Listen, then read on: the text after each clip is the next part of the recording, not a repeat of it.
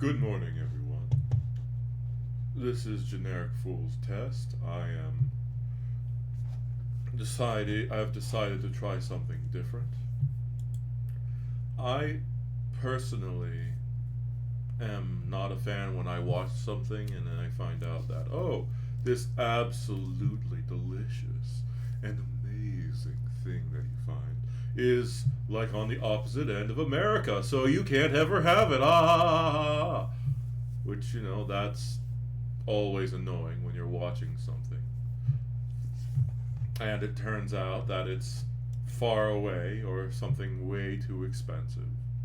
So what I decided to do is,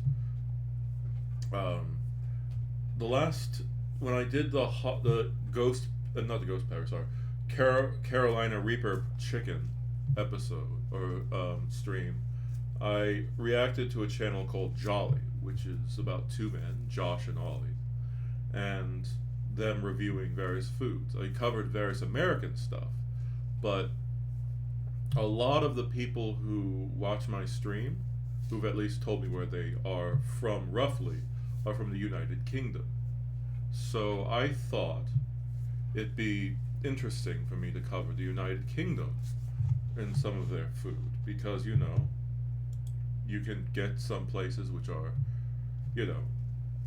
closer to you because unlike in America, the UK, it's like an hour or two just to get to if you spend an hour or two anywhere, you're basically either going into the sea or you're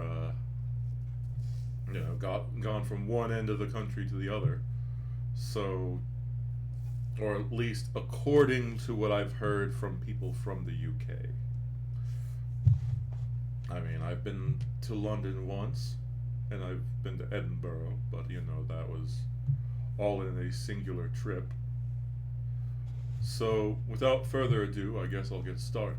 I'll try to add my own thing to it. Also, some of these are going to be things which I'm putting in because they're interesting or weird or fun conversation things. And I'm not going to do Mega Man Legends 2 like in the morning when there's not many viewers. I'll do that in the afternoon. I can't stream too late today because I have to see my parents. I don't make a lot of money, and one of the ways I save money is by going to eat with my parents or cooking for my parents. Which, that's... Some people, well, at my age, I would have liked to have been completely independent, but, at least I live on my own, but still, things are more expensive these days. But either way, sorry, it's getting a bit too personal. This isn't supposed to be that. This is supposed to be talking about jolly old London town. Oh god, I feel bad saying that. It sounds stupid. But either way, let's begin.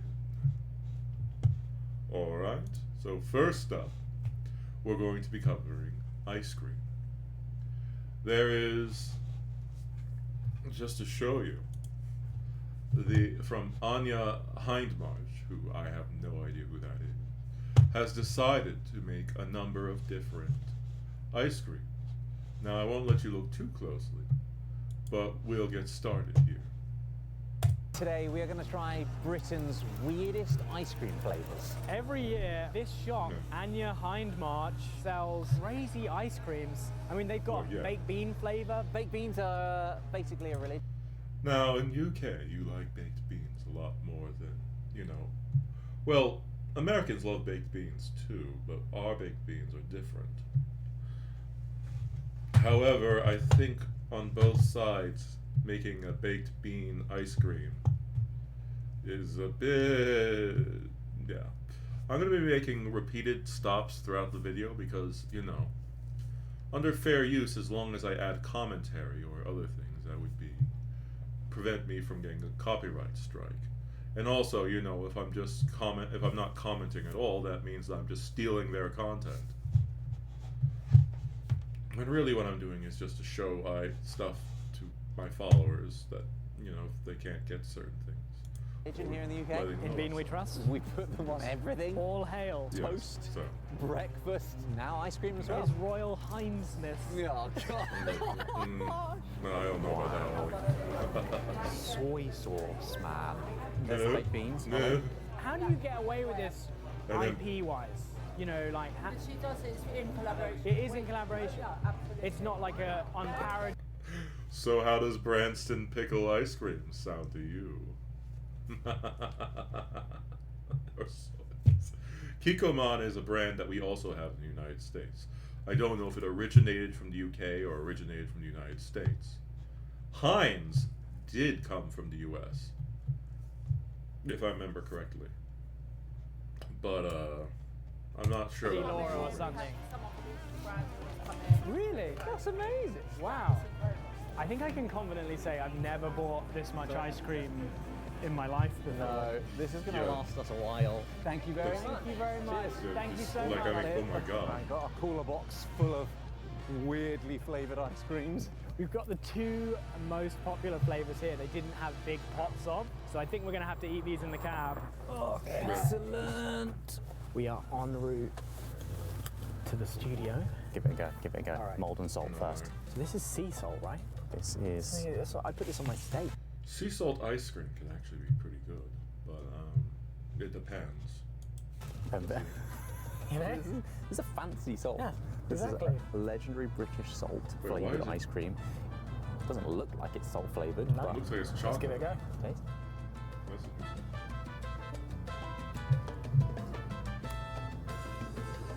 Very salty. I think I got a salt crystal. That's really It's like the richest chocolate mousse. Oh yeah, no, it is.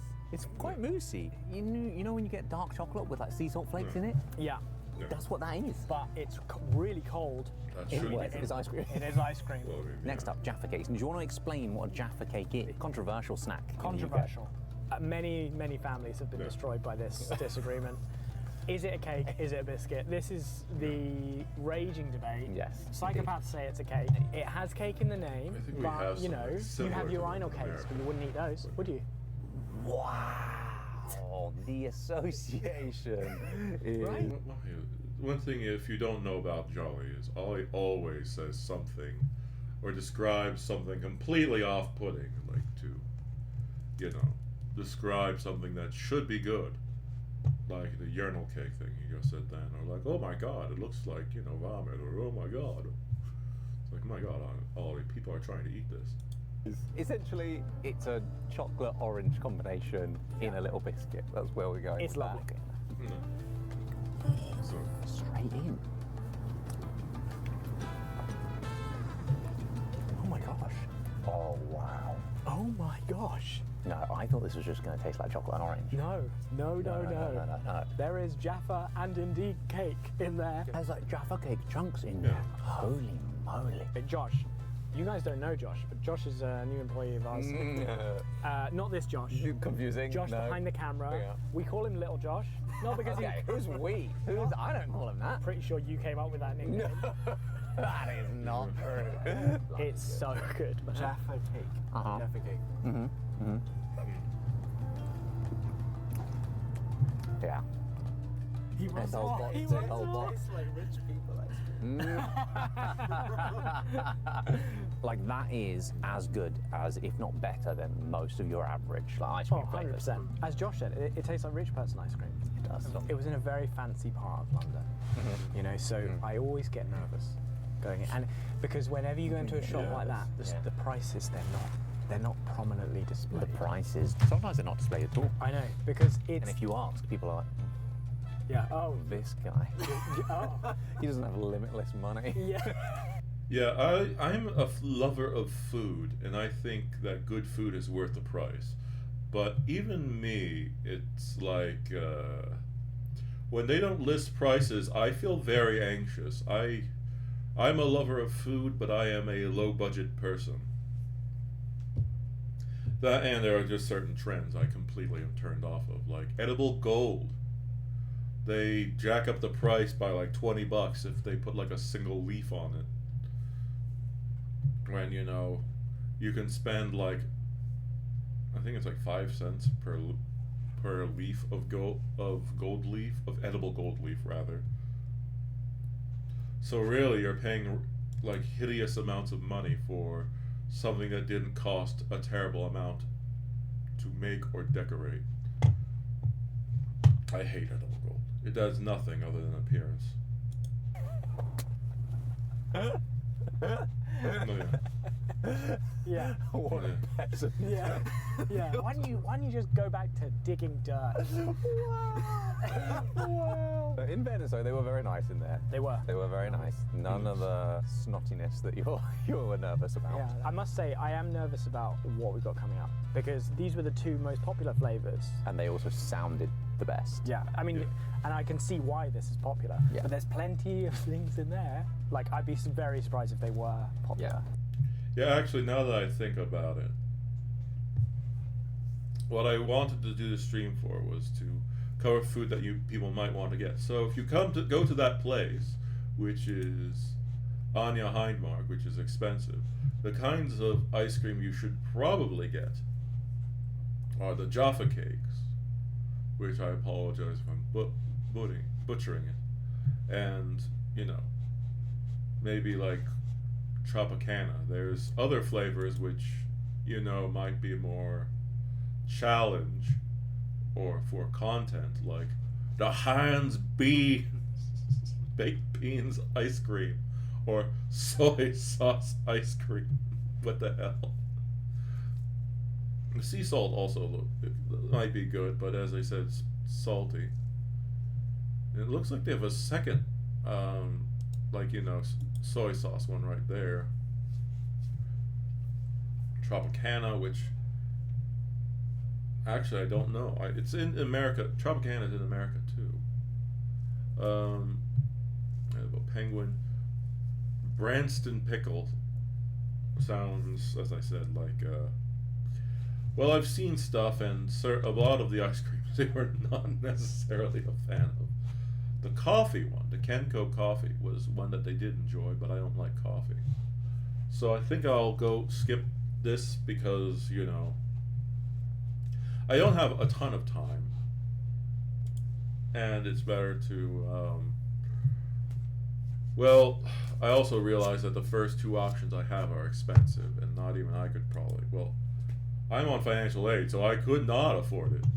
But, Fallow is a restaurant which they say has some of the best food that they've eaten in the United Kingdom, which, it has a number of delicious things. However, one thing that you might turn off some people is the cod's head, which, to me, the head of the fish has a lot of delicious things. It's like, that's the fish, the cod head. It's very big.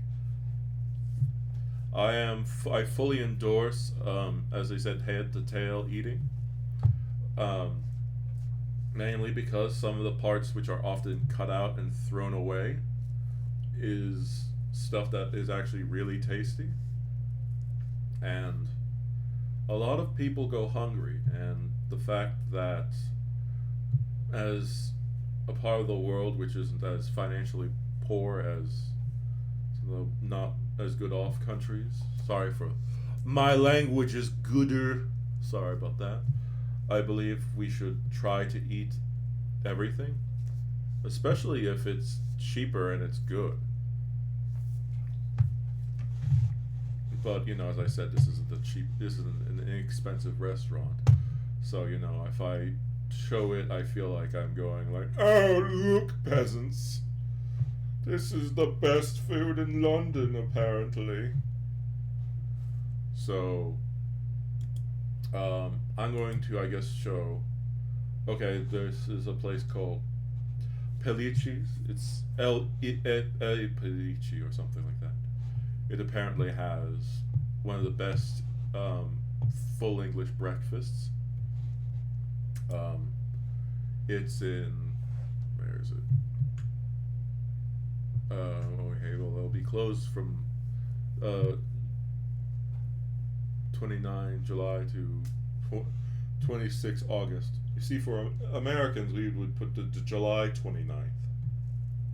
But you guys do it in the reverse of what we're used to. And they are... I forgot. 1 second. I don't... Shop? Oh no, well, they have normal stuff. Okay, well, whatever. They have several full English breakfasts. Like, they have the classic, which is Cumberland sausage, egg, 2 rashers of bacon, mushrooms, beans, or, you know, like our beans and tomatoes, and fried bread / toast.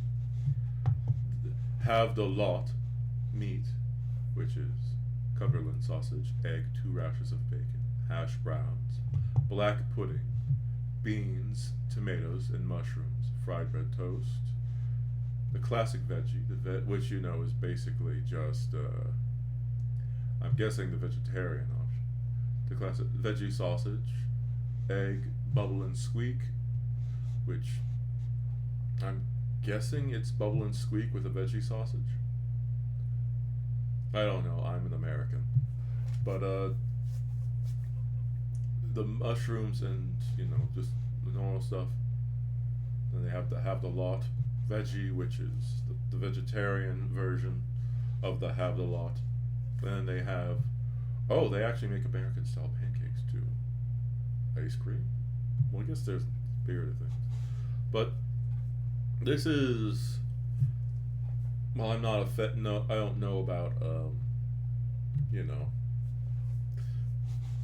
UK prices, since I was last there either after COVID or pre-COVID. I can't remember.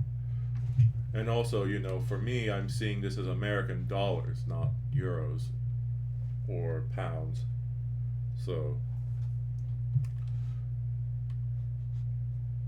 for me, these entrees are like, oh, you know, for like, if this was dollars, it would, in like $13-40. That seems like it's a pretty good price. But, you know, now I remember that euros are more than dollars.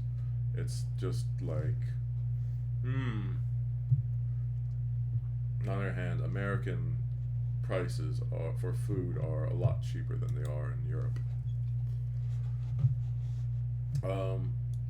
The video is pretty good, but I was actually wanting to focus on. 1 second. Oh, also, I showed and talked about Mexican food in my last reaction video. So I wanted to find a place that's, you know, sells Mexican stuff, and this place is apparently good. It's Otomi, or Otom. I can't pronounce Spanish words. I don't know. I pronounce it as if it was Japanese. I'm sorry. Or, you know, I don't speak Japanese either, so I just how I thought. It's in Boyce's Avenue in Bristol. You can get a number of hot sauces. You can get kitchenware. If you're wondering what that thing is, which I'm basically circling my mouse around, that is a tortilla press for if you want to make handmade corn tortillas.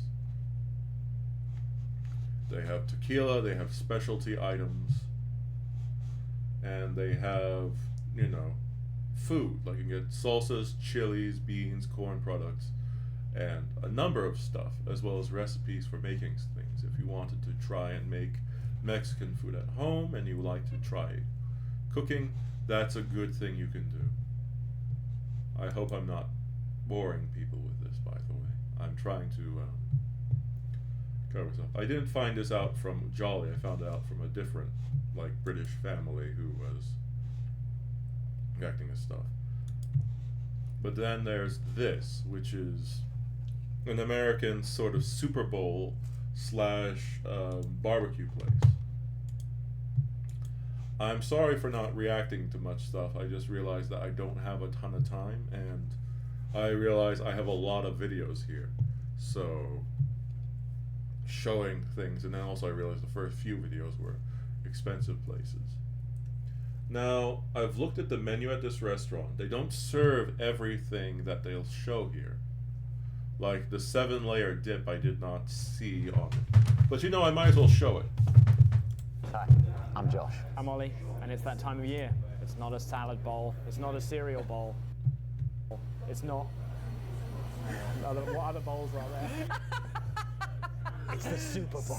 I mean, what is this? Is this just bubble wrap? We don't look at that. We don't look at that. Super Bowl's coming up. We've come to our local American food joint. This place is run by a legit American. From Kansas. He's from Kansas. From Kansas. Why did you give me the Eagles shirt? Where is it? You won't be able to tell. Michael. Hi, guys. Hello. I've just found out that you are not an Eagles fan. That's okay. American football's not like UK football where there's kind of a rivalry. Less where it comes to- aggressive. Not to say that there aren't crazy American sports fans, because there absolutely are, but not from what I've heard to anywhere near the same extent as some of the football fans in the UK. But anyway. Much less aggressive. Fewer hooligans. Far fewer, yeah. Okay, good. Well, we've heard the Super Bowl, as well as obviously being about American football, is a lot about food as well. Yes, the food is snacky, it's grazable, it's handheld, it's toothpicks. Now, we got in quite a lot of trouble last year because Josh prepared an episode of Super Bowl snacks. turns out Have you heard of Brussels sprout sliders? No. Okay. Great. Well, we tried them, and I can't even remember how they were, Yeah. so let's move on. I'm relieved we got an expert today, is what I'm saying. Yeah. Well, you know, American Super Oh, don't you know we use Brussels sprouts all the time in American football snacks? Like, oh my God, you can't believe it? Bowl is a big spectacle over the top, and the food is punchy, flavorful, and craveable. Fantastic. Can't wait. Okay. Oh, wow. Super Bowl Sunday's not complete without fried Brussels sprouts. You do Brussels I'm just sprouts. kidding, boys. Just kidding. He's trolling him. Did you just prepare this to troll him? Yeah. Okay. Wait, can we actually try them? Can we you No. prepared an entire... You know, it's kind of crazy when somebody makes literally an entire dish just to screw with you. But yeah. Incredible. Right. Not very good. Holy crap. I mean, it doesn't taste at all like Brussels sprouts. It tastes like bacon and deliciousness. Oh my gosh. This isn't on your menu. That is not on the menu. Ooh. Wow. The toothpick segment. Salami rolls, spicy beef sausage, with some barbecue sauce. Let's do this. Okay. Wow. What? Wow. Never had that before. How is that just a thing we don't Really do? good. There's pickle in the cream cheese. It's like the filling of a sandwich. We just take away the crappy bread. I mean, it's so simple, but so good. All right, spiced beef sausage. Oh. That's really good. Why do we not have this when we watch football? What do we have? We just have beer. Now that you're right, we literally just have literally beer. just drink so much beer, maybe a pack of crisps. I feel like I need a drink though now. It's getting spicy, you know? Wow. Yeah. Wait, what is that? I ordered this online. My head is too big. Oh, the classic beer hat. My head is... I see that a lot. I've saw that a lot growing up in American TV, but I've never actually seen many people actually use one. But yeah, the thing about you know, Super Bowl snacks and Super Bowl food, depending on where you are in the country and which group of people you're with, it can be vastly different. Oftentimes, barbecue is a thing, but and keep in mind, my family doesn't really care as much about going to sporting events. Sorry, so you know, I've not really had much experience. A family friend once got box tickets to a football game, and I managed to go inside one of those really expensive boxes, which, you know, it was actually a really nice experience. But, you know, when you don't like football, and honestly, I wanted to try a hot dog. They had all this expensive food inside, but at the time I was young, and I was like, I don't want to eat lobster, I want to have a hot dog. Needless to say, I was never invited back, of course, because, you know, one, the guy didn't afford the ticket. His company basically had one, and he won it through a lottery to take 4 people because that was his family, but I think neither his wife or his older son wanted to go.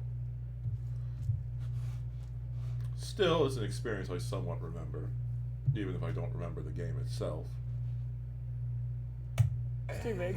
I don't think this is a good idea, Ollie. No, this is going to be great. This is going to be great. Okay, there you go. Yeah, you can't stop or breathe once you start. That's a Bud Light Coors mix, just FYI.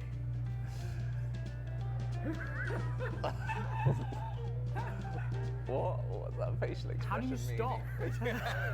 No. Okay, I think you have to clip it shut. There you are. I think Has it that's good. sealed it? I think that's I sealed it. Oh yeah, my yeah, gosh. yeah. I And just then had you can quite a lot of slide beer. that down. Goodness me. All right. I don't. Disaster. Why? No. What are you doing? What are you doing? I don't want to wear it anymore. You're gonna take the hat off then. Don't take the beers out. It's hard to think on your feet. Okay. What do you mean?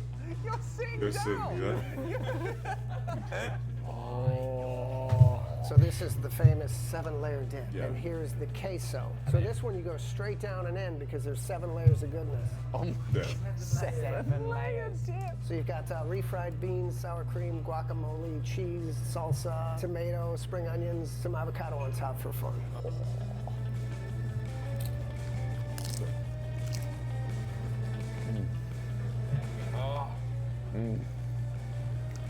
Oh. There's no resistance I need more. to my teeth. My teeth need went more. straight through it. I genuinely could just eat an entire pot of that. Texture-wise, it's kind of pre-digested. Yeah, well. No, it is. It is. Yeah, Once again, in comes Ollie with the gross description of food, yes. I know that sounds gross. It Yeah. sounds It gross. sounds gross, but I But mean, it feels incredible in your it's mouth. going to provide no resistance on the way Okay, down. well, let's not. Okay. Don't want maybe to that's get a too. problem. Don't want to get too far into that. Pick up too much speed. Right. Oh gosh. This bowl of queso is genuinely incredible. It's got sausage, rotel, cheese sauce. Typically in the U.S. it's Velveeta. You can't get that over here because it's fake cheese. The U.K. doesn't allow that. Okay. So we make our own with real cheese. Would it be crazy to put that in my drink dispensing hat? Yes, it would be absolutely insane. Yeah. Jalapeno, spinach. Oh my gosh. Oh my gosh. Easily the best dip I've ever had. It's really nicely spiced. It's got that a slight kick to it. If we invented this in England, we'd be like, cool, don't need anything else. You just eat only this. You'd literally be like, I'm all good. I'm all good. British people Dip like have a anything tendency, in I feel queso. like, find something they like and then just eat that like every day. 500 years ago, someone invented the sausage roll. And then all British people were like, we're good, don't need anything else. Sausage roll, great. Oh my goodness, Wow. look at that. So baby back pork ribs tossed in barbecue sauce and some buffalo wings with ranch. You obviously can't smell because YouTube doesn't have an ability to communicate smell yet. This smells. It smells amazing. It smells incredible. Let's do it. Look at that. Wow.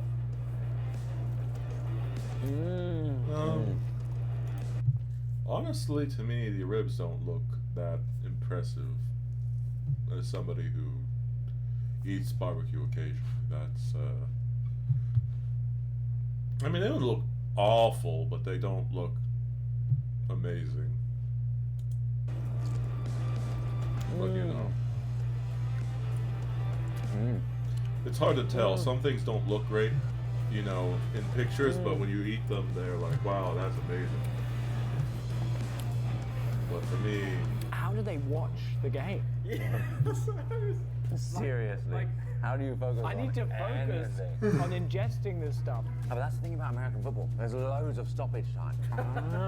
Loads. While you're waiting. yeah, there's ads boom, every other straight in with second. the food. Is that right? Absolutely. That's right. There you go. It's the perfect spectator sport. This is insanely good. And it must have been marinated in it for a long period of time because the sauce goes all the way through. So the meat extremely tender, but there's like a nice little crispy crust around the edge. Everything we're eating is so good. All right, let's do a wing. Wow, look at that. That is a thing of beauty.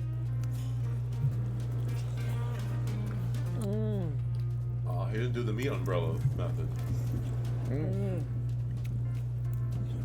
Oh my gosh. What? You know what's great about that? It's not remotely dry. That's going straight in the queso. Oh, this is just so decadent. It's so decadent.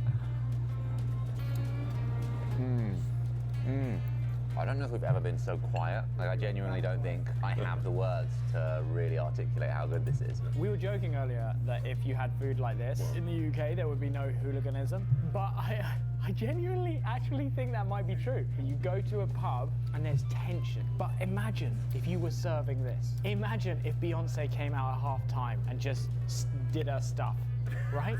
No one Blue would Ribbon. become That's nice. interesting. Right? Well, I guess they are importing American Wow. Yeah. Okay. Yeah. Okay. I see where you're going. I see where you're going. Maybe that's what the Super Bowl is about. I didn't have the chance when I went to the United Kingdom to have much in the way of their beer or liquor, but I did enjoy it, and if I remember correctly, Pabst Blue Ribbon is one of the beers which is bought because of being cheaper. Like, there are a number of beers in America which are called America's #1 beer, but it's not because of taste, it's because of price. Like, college students buy tons and tons of cheap beer so that way they can, you know, get wasted at parties. And the result is a lot of the beer that they drink is not good. Because they don't care about taste. Or, well, they do like taste, but they want to get smashed. So, you know, when you can only buy maybe one pack of like good beer to like several cases of cheap, like, you know, swill, they'll buy the cheap swill, so that way they can afford to, you know, pay for a party. Like, there's so much of everything. Everyone's pleased. Everyone's happy. They've even got celery for the vegans. Super. I am You are, Andy. super happy. I genuinely think, though, that it may be the best chicken wing I've ever had. Best chicken wing you've ever had. Ever. I'm not having you say ever and then. Rip it in half, have half of it by itself, have the other half in the queso. I've had like 10 of these wings. I wasn't even hungry by the time the wings came out. I'm now like trying to think of any chicken wing I've had that's better. Name a chicken wing that's better. I'm open. I'm open to being, you know, proved wrong. I don't think I've had a better chicken wing. No. Really happy. Really, really happy. Wow. It's good to hear. It's good to hear, fellas. We just decided these are the best wings we've ever had. Ever. Amazing. Wow. Yeah. Well, keep rolling. Yeah. Okay. Yeah, oh my goodness. Sliders, and then what's more American than a chili cheese dog? Oh my god. 16-hour old smoked brisket. You shouldn't need a knife. That's American beef that we get over here. So English beef is great for burgers, but for smoking, long 16 hours, you need a lot of fat. Look how tender it is. It's going to fall off my fork. That's a thing So- of beauty. 14 hours. You can get American 16 barbecue hours. from this place. Oh my gosh. Oh, It's the whole Lord of the Rings extended trilogy. Cheers, mate.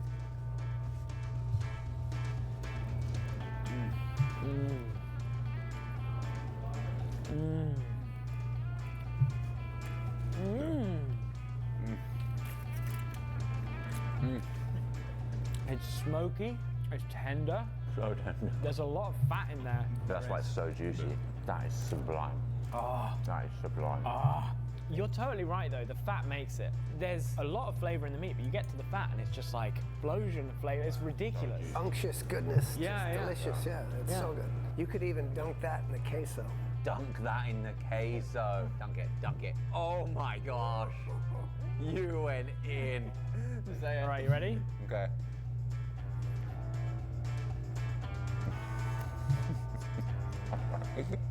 This is a joke. This is a joke. So, do you want to try this? This is actually a joke. This is one of the best things I've ever put in my mouth. Like, what? Absolutely absurd. Brisket slider dipped into queso. That's perfection. That is literally perfection. I can't say anything. I'm peaked. I am peaked. I am so happy. And over here, we got 14-hour applewood smoked pork. Just know this is going to be incredible. I can't believe this has just gotten better and better. Like, that is genuinely the best so far. And everything has been so good. Oh man, I'm at a loss of words. We probably have a lot of food for the crew after all this, though. Yeah. Yeah. Wow. It's been a bit of a journey this last year. We've been to America a few times. We have. We went to LA, we went to New York, we went to South Carolina. Yeah. And we had like proper locals introducing their culture through their food to us. It's been genuinely just amazing. It has No, it's a pretty good. Absolutely loved it. You Where should should we try go watching next? their channel. Kansas It's City. actually pretty good. or Philadelphia. Maybe I should not all say, at our once. royal Like, destinations. once in a Our while, final checking pick. out their Are stuff. we going to Lady in the Tramp Look this? at this. No way. Look how messy that is.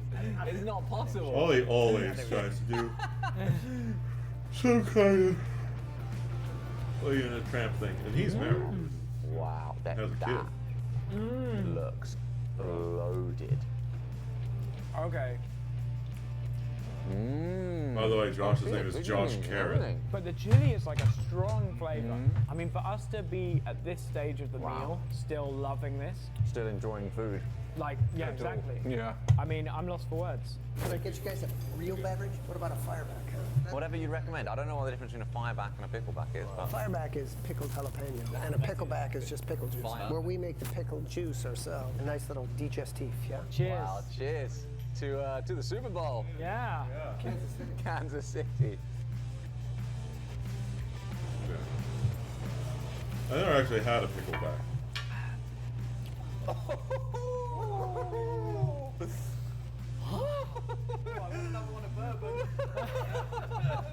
Feels like you should go bourbon, pickle bourbon. Why stop there? Just keep going. Yeah. Yeah. Stop.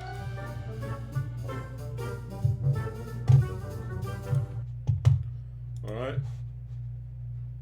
So this place, let's see, is where is it? So fancy a chat. Get in touch. They're in Arches 88 to 989, Wood Lane Archways in London.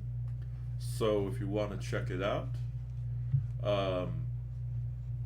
it's there. Like, you know, the man who created this place is, as you see, from Kansas.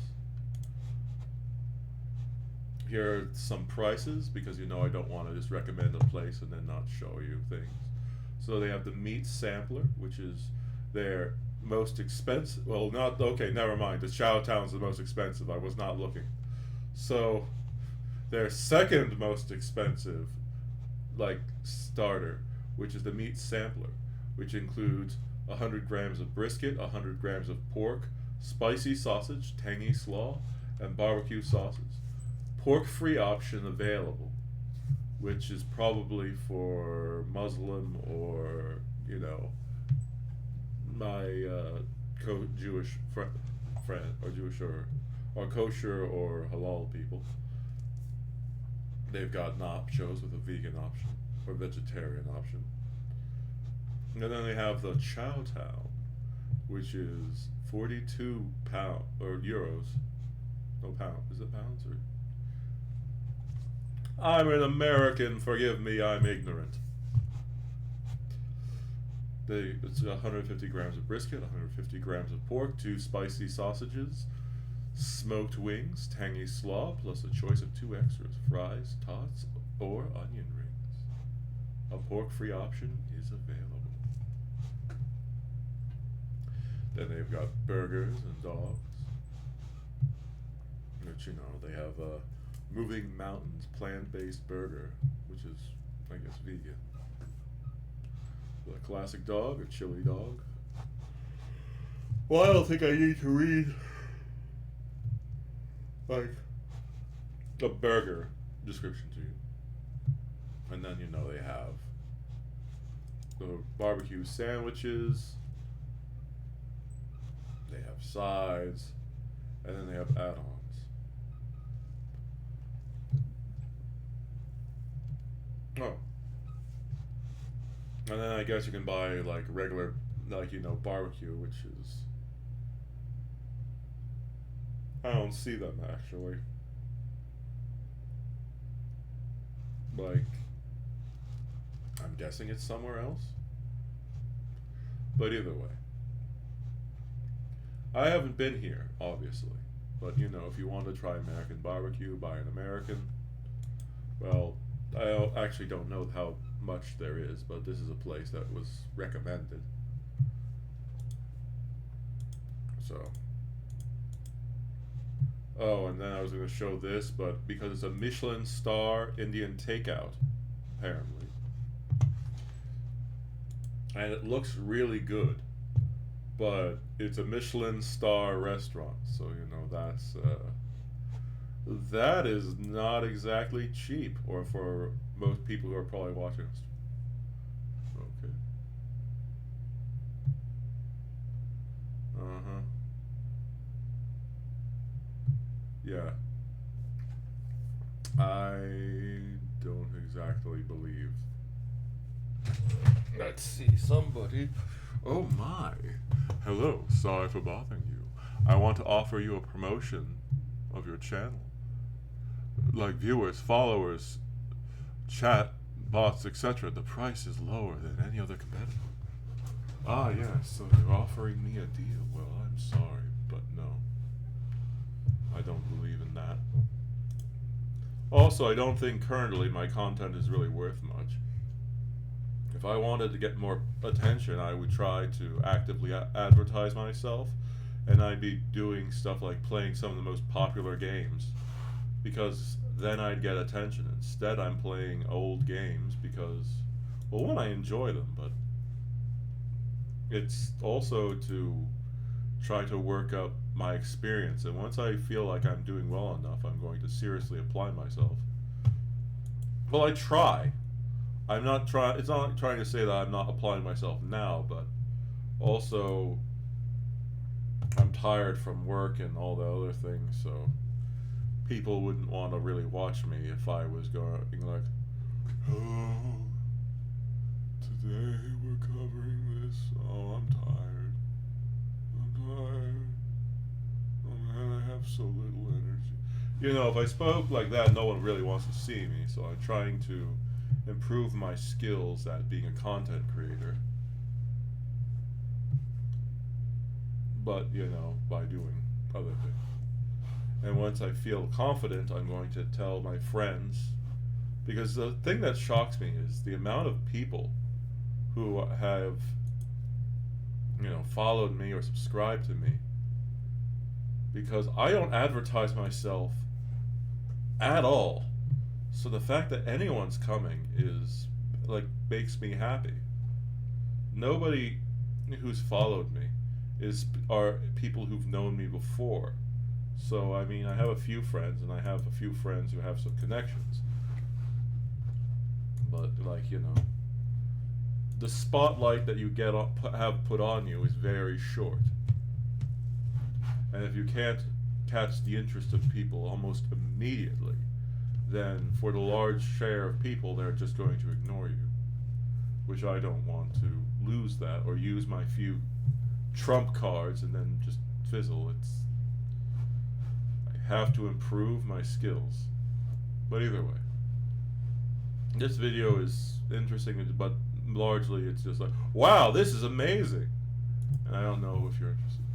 But this place is a Michelin star restaurant. Let's see, it's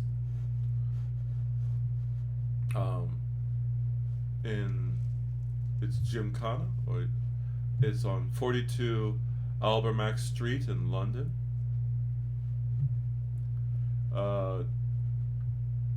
It looks really fancy, and according to Josh and Ollie's video, you can order to carry out from them. And their carry out looks actually really good. But this is still a Michelin star restaurant, which I don't know if it's Fine Foods, or to look at Fine Foods, or the other one, but like, it's Michelin star. Where is? No, I don't want that. So, oh well, I guess this is stuff that you can get like there, like, you know, sauces you can like just add and to make stuff at home.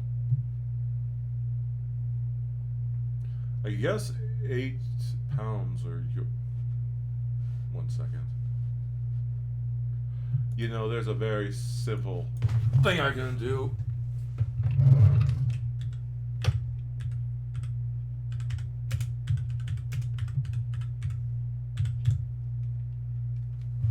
Okay, actually, you know, there are several kinds of pounds.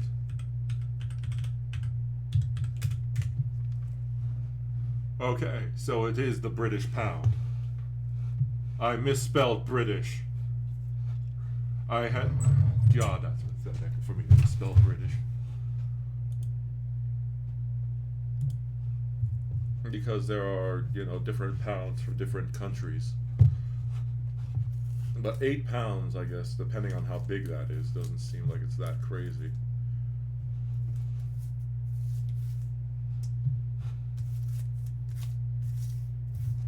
And I guess if you're getting 4 of them, then, you know, that's also not bad. But that's not the price of, you know, the actual food. If you go there and you go to the,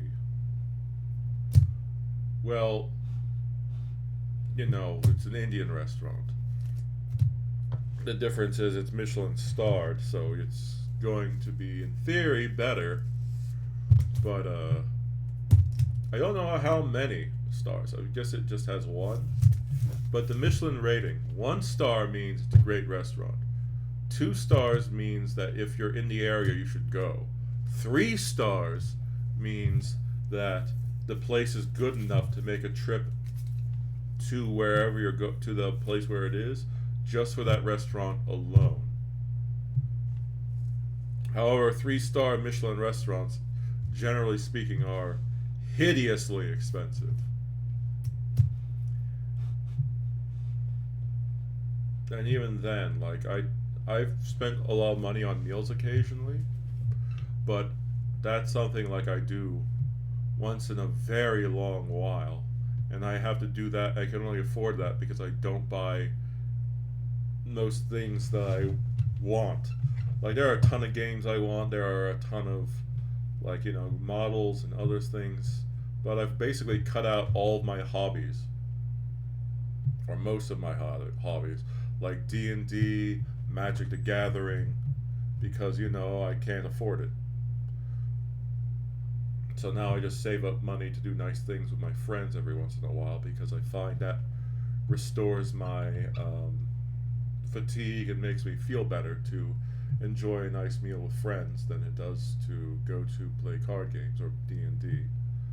Now, I do love playing D&D, and I do love playing Magic the Gathering, but my problem is I've met people who are very sore losers, or in the worst case, sore winners,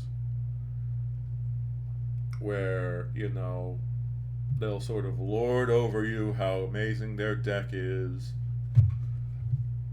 and then when you beat them because their deck is fast because it depends on one simple exploit, and if you stop that exploit or you stop their plan, it's not because you're trying to win the game or prevent them from winning using the clear thing they've used every single time to beat you. It's because you're being a jerk and you're a terrible sport.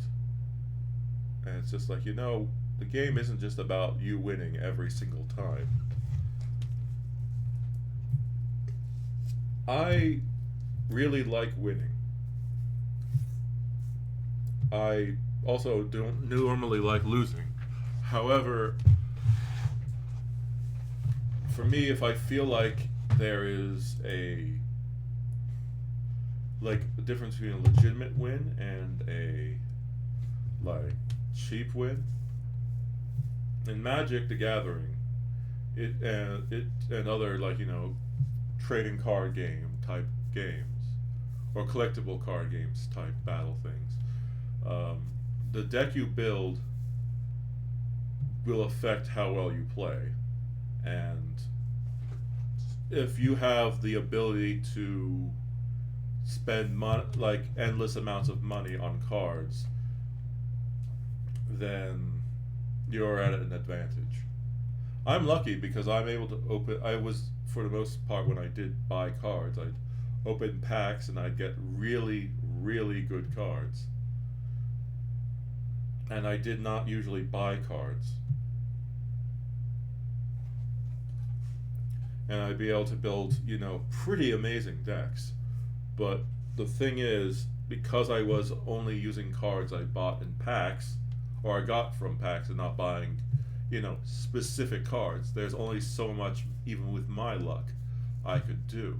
So my deck would be basically described as a 75 or 70% deck. It's not 100% optimized, where like the people who buy cards specifically to make them outstanding, their deck outstanding.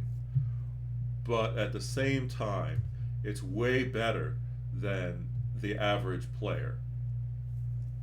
And the fact I've played that game for so long means that while I don't normally play too seriously in Magic. It sort of depends on my opponent. But I do know how to play. And I do know how to take advantage of things. While there are certain people who are just, I'm going to build a deck that prevents anyone from doing anything. You can't play anything without my permission. And then it's just like, I'm going to, and then it's, the most annoying thing is people who do build decks like that are the same kinds of people I've known who like will go to other tables and start talking to people when it's not their turn. And then I'll play something, and then they'll be like, you didn't tell me you played that! And it's like, you're running off. Now, there's a difference between hiding a play and just playing something. Now, in Magic, there are cards that when they hit the board, or when you play them, they do something. And, like, okay, it hits the battlefield. As a result, all these occur. But then there are also other creatures which hit the field and they don't do anything when they hit the field.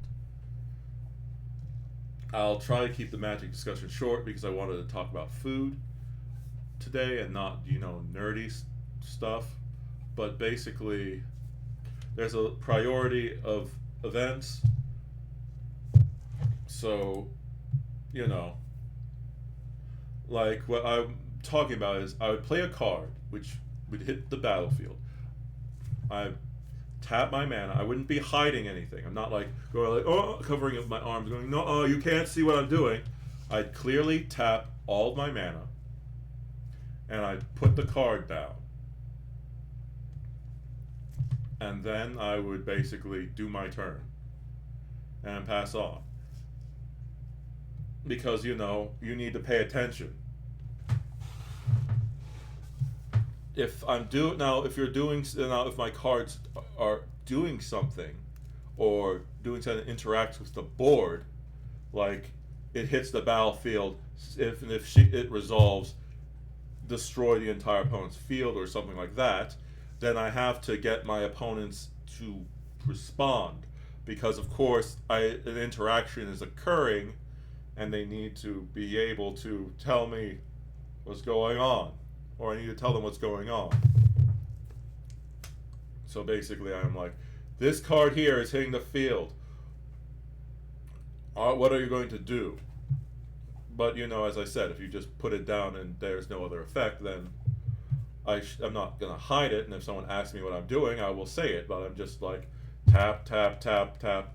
Clearly, if I tap 6 or more lands, then I'm not playing something small. But, you know, if you're building a deck that's all about controlling the opponent and basically denying anything that they want to do, you should be paying attention to what's going on. Not going around talking to everyone and then goofing around.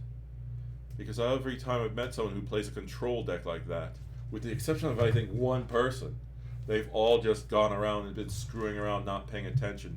Because they just demand that anytime anything happens, you have to call them over, wait for them to come, and then, you know, do that. And it's like, no, you have to pay attention. Yeah, sorry about my rant.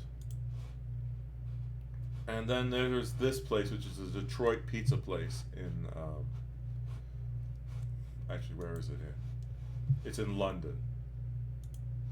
But yeah. Detroit pizza is a different style of pizza in America. Let's Hi, see. I'm Josh. I'm Ollie. And today we've come somewhere that has been touted as the best pizza in the world.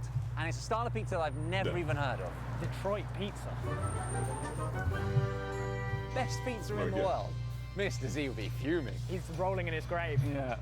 Mr. Z is their Italian friend who is very much a purist.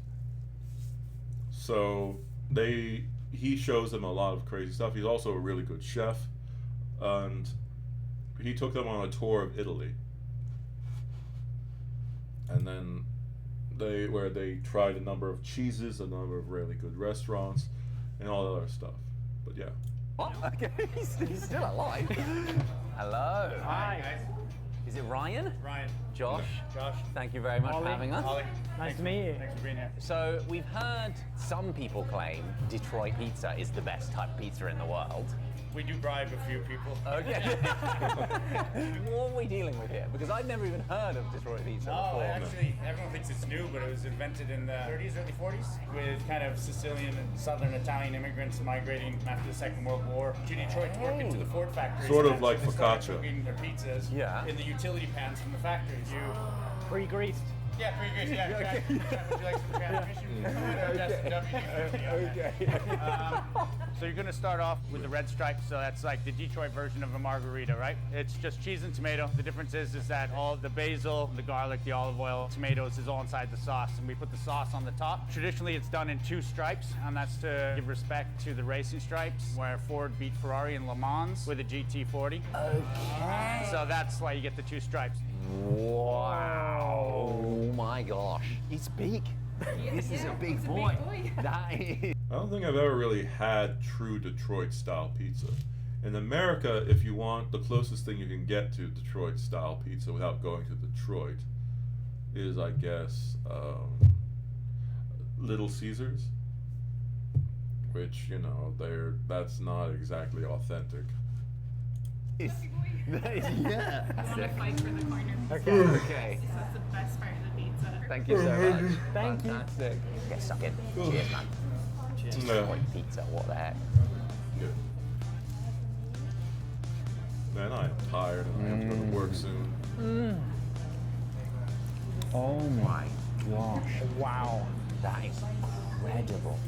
Also, it is very different from deep dish. It is another thick crusted pizza, but the crust is different. Or like, you know, so I'm told. Holy moly. Did you hear that crunch? When you bite through the crunchy cheese melted side. The tomato sauce on top. Normally, if it's too much tomato sauce, I'm a bit like, meh. Whereas this tomato sauce is perfectly spiced. There's all this garlic in there. There's this cheese melted into it. How did Eminem grow up so angry? You know? Seriously. You should have just eaten. Now, I feel old saying this, but because a lot of people are getting increasingly younger, and since Marshall Mathers is, or Eminem is, I guess, not as young as he used to be. He is an American rapper. He's a white guy, but he is considered to be one of the greats. More pizza. Yeah. I'm actually kind of annoyed that we're just finding out about this. How have I not had this in my life yet? Guys, you have to try this. Try that. You need to go for a side, go for a corner bit. Go for a corner He bit, shoves yes. the whole thing in his mouth Yeah, and get just that corner, okay, the that's cheese kinda- corner. That's kind of grody, man. What do you mean? No, in the volume, the crunch. Great. Go in. Oh. Yeah. Wow. Holy moly. Yeah. Yeah. It's so good. It's so good. So It has no ridiculously right good. to be this good. Yes. Oh my god. Wow. Fantastic.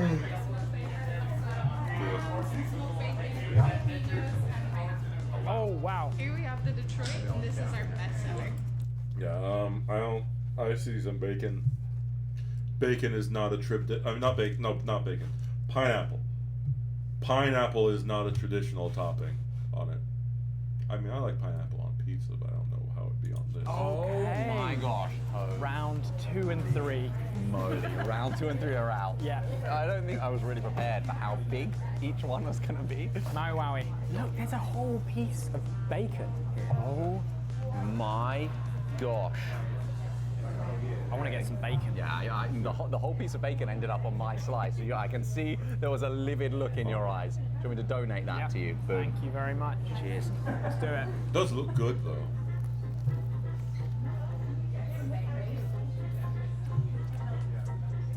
Oh, baby. That first one was so good. I think I actually didn't really believe that anything was going to be better. But I think this is better. So you've got the sweetness of the pineapple, crispy saltiness of the bacon, and then cut through with a little bit of the spiciness from the jalapeno. There's so many different flavors going on in there. Like Henry Ford. I love that. Oh, man. I'll be absolutely livid. Why? This is invented in one of his factories, presumably on his dime. Right? Yeah. This should be the Ford pizza. He didn't make it. Yeah, but You have to give him the credit. This belongs to the people, Ollie. no, People of Detroit. I'm an industrialist. Since when? I'm on the side of the industrialist. Really? Okay. Quick break from that incredible pizza because this is a paid partnership with BetterHelp. No, This year I've been getting I therapy am with not BetterHelp, playing and that. personally, I've Also, I have a feeling the ad is Parmesan.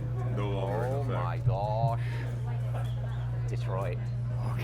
Yeah, classic. Screw mental health. I want to Alright. be depressed in peace. I mean, no, joking aside, please do seek help if you need it. It's very important. Oh, the honey. The honey punches through. The cheese is so rich and melted. That Smell using pepperoni hot is honey. delicious. It's reminiscent of pizza, but it's kind of its own thing. It's like an entirely new thing. It's comforting in the same way that really good pizza is. It's bready, cheesy, meaty, packed full of garlic and punchy flavors. Incredible pepperoni, covered in this parmesan, melted in with jalapeno to cut through it all, and sweetness of, oh my gosh. I'm having an existential crisis right now. Like, what the hell? I'm not just saying this. I think this would be my final meal. Wow. Yeah, but you said in your final meal. How many things are we talking? It's just like an endless course of... Many. It's a buffet. It's a final buffet. Okay. Yeah, fair enough. Me too then. Yeah, why not? Let's add it in. I think this is my favorite pizza I've ever had. I think it is. That's a bold thing Oh, to I just say. spilled sauce on my white t-shirt. Think of it as a good thing. It will remind you of what an amazing time we've had. It's basically like the pizza autographed your t-shirt. One for the men. Yeah. Oh wow, there's another one. Round 4. So this is it. Is this the finale? This is the finale. This is our Bleecker Burger collaboration. That's a burger. It's a Bleecker Burger with a hug and a kiss from us, basically. Fantastic. Wow. All right, you guys enjoy that. Now the dangers of experimentation. I worry that we're in a Frankenstein I don't know situation anything here. about Bleecker Burger. Where, they just got carried away, too much inventiveness, and they made something that, let's be honest, it doesn't look great. Burger on a pizza. It doesn't You look don't think great. so? Well, look, Ollie, there's only one way to find out. Can you see the edges there? It's even more cheesy. Yeah. It smells like a Bleecker burger. Oh yeah, it does. Shit, yours just cheese is just hanging off it. It's like a chandelier. Okay, chandelier of cheese. So yeah, I didn't say this earlier, but like, for those who can't tell, there's cheese around the outside, and it's like put there so that it crisps up and turns into like this crunchy, cheesy like coating on the edge of the bread, the crust. So yeah.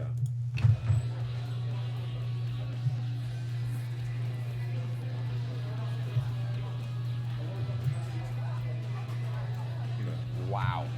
That tastes like a burger. It's quite confusing. It's great. It tastes amazing. but I'm a little bit conflicted. Yeah. There's so much going on. The thing is, if you gave me that before I tried any of the others, I would be, Top tier. yeah, I'd be absolutely wow. Like that is an incredible pizza. It's just a bit too much experimentation. Yeah, there's a but there. It tastes amazing, but it's not as good as the others. Big old. Yeah. I don't even know how you could improve on those three. No. They were complete. You know what? I'm going to crave this. I am going to 100%. crave the heck out of this. There's something about the juxtaposition between the crispy cheese on the outside and the insanely fluffy dough. So you get different textures. Different layers of cheese. That is 100% top 2 pizzas I've ever had in my entire life. What was better? I'd say the first time I ever had like proper Chicago pizza. Wow. Chicago. So neither of those were in Italy. Okay, look, don't hate me. Personally, my number 2's in Italy. You're an idiot. You're an idiot. That was Detroit style pizza.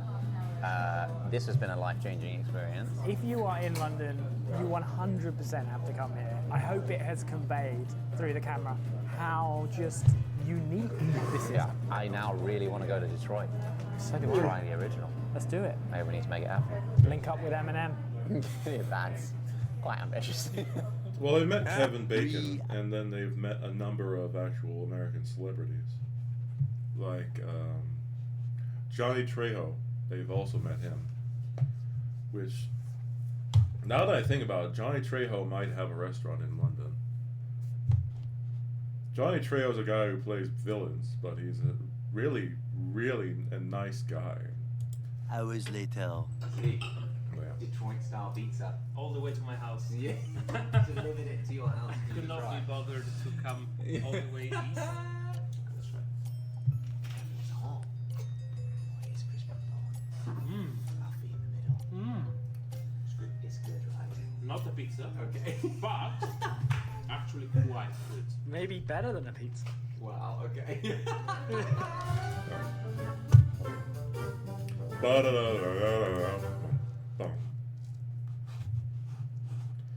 God, I'm sorry. My energy is tanking. But yeah. So you can get this pizza in London. It's Detroit Pizza London. Just to show you their menu. So I'm trying to zoom in. It's not letting me zoom in. I'm not going to try to order because, you know, I'm in the US. And even if they have great delivery, I don't think they can deliver to another continent. Well, I mean, you're an island. It's on an island.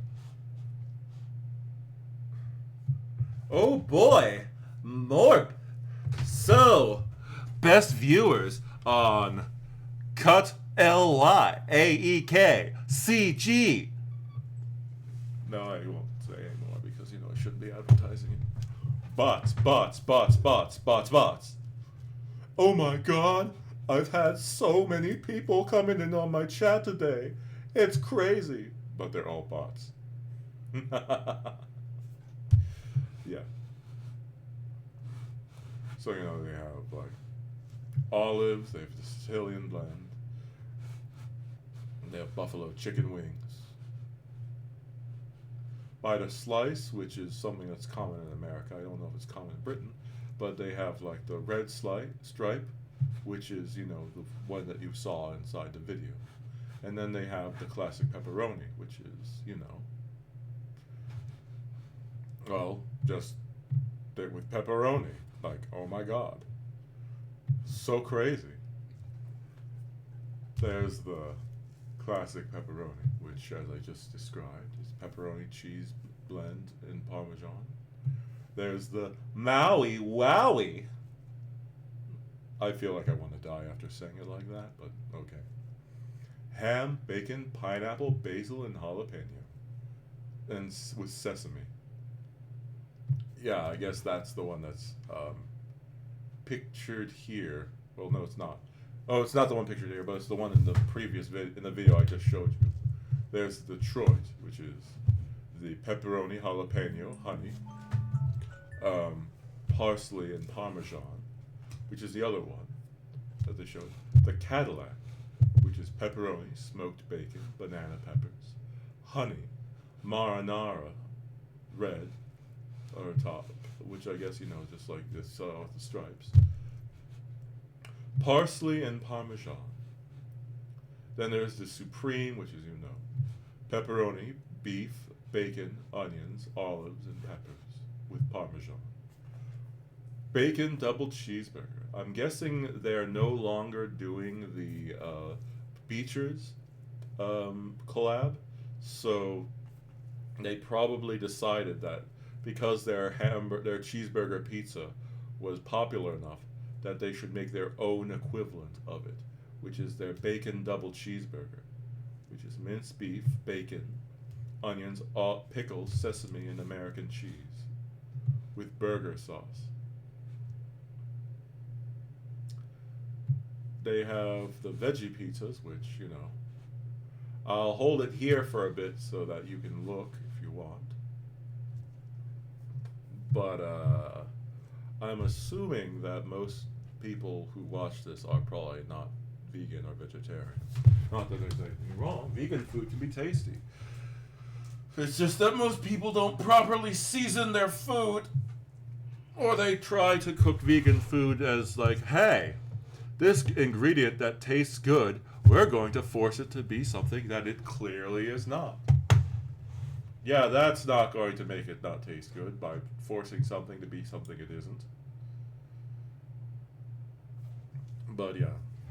Then they have the toppings, which you can just, to construct your own if you don't want to go with one of their other ones. Banana peppers, honeys,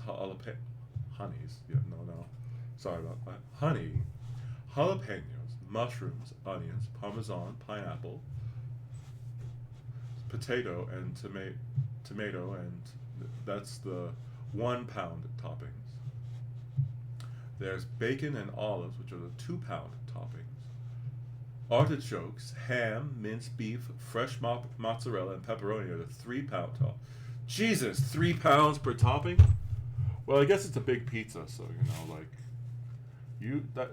normally something's not that much unless it's in America. Like it's not even if something was $3 topping, it would have to be some really premium stuff. Sorry.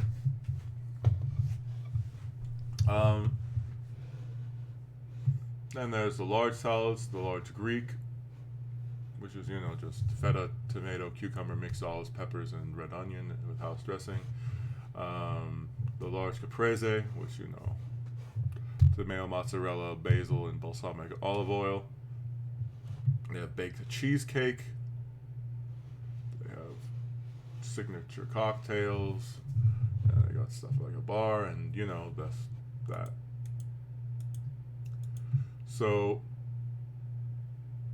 the Chicago deep dish place in London is not exactly, it's traditional deep dish pizza, but it's pizza how it used to be.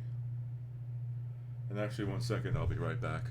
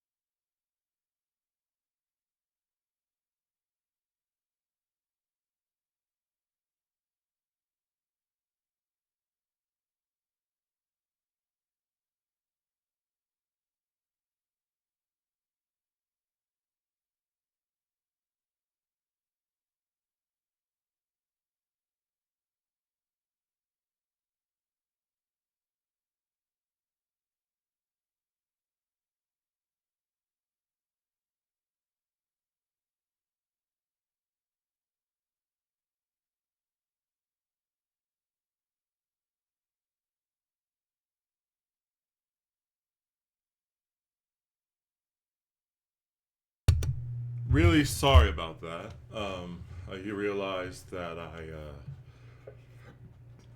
had forgotten something that I needed to have done before work.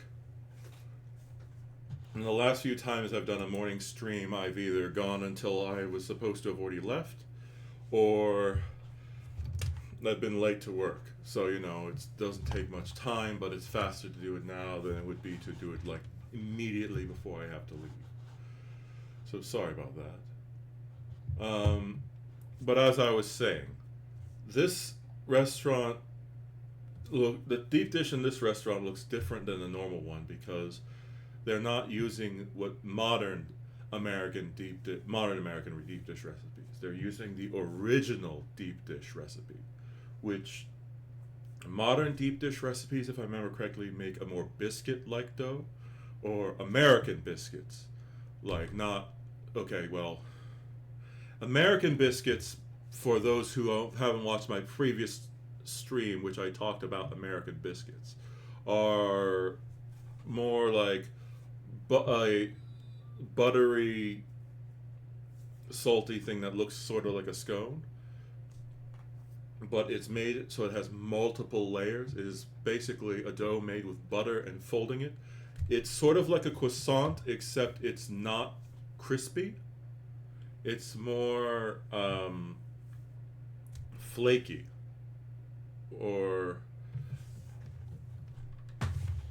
and you know, you eat it more often in a savory format. You can still put jam, jelly, or, you know, things that you'd put on a scone.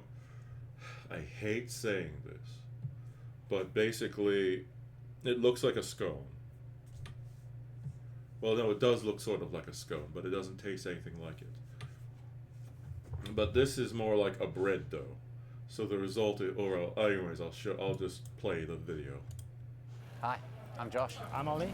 I'm Mrs. Z. And today we have brought an Italian chef to try what I think is maybe the only Chicago-style deep dish pizza in London. Wow. Wow. Yes, I'll show you the You're website an after Italian, this known video to have too. quite strong opinions about pizza. Of course, Oh. the Yeah. right opinions. We're testing the limits of our friendship once again. So I'm not surprised. let's do this. Let's do it. I am excited, Mr. Z. Japes. Japes or japes? Japes, I think. Not japes. Z, I've seen something on the menu I think you're gonna like. Please say it's a carbonara pizza. What do you mean? Again? Grab a seat.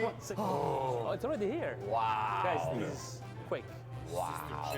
What did you order? The Parmesan crust. Sister Chick. And this is carbonara.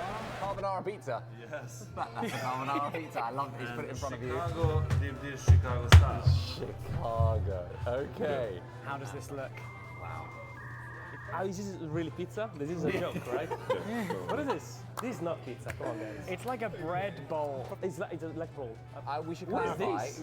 this one. This is, Ask for a special cheese? crust on this one. Parmesan Oh, wait, gold is this crust. to be fair, if you want to try more authentic Chicago-style pizza, you should probably go to, you know, Chicago and try Lou Malnati's.